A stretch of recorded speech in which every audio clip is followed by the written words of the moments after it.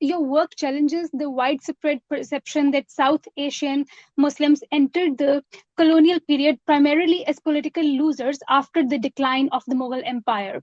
How did this narrative become so entrenched, and what does your research reveal about the actual economic power of Muslim merchants in the 19th century India? I do speak about it in my book as well. And the issue is that when you try to imagine Muslims or Islam in colonial South Asia, what comes out,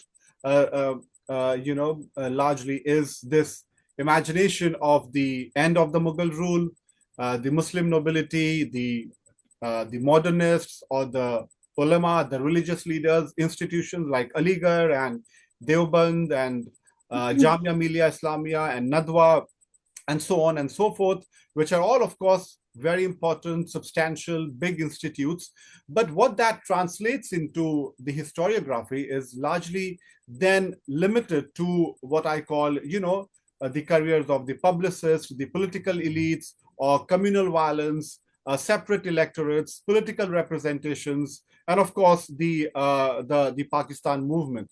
So in all this structure, somewhere the role and the important role played by the Muslim trading communities like the Khojas, Boras, and Memons somehow gets pushed into the background.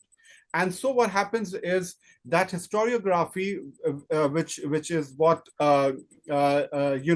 goes on, is largely moved away or has largely not examined the business trading communities, the commercial communities. So in a sense, we know, for example, that yes, they had wide networks across the Indian Ocean world. They were very active in different cities and towns of the empire.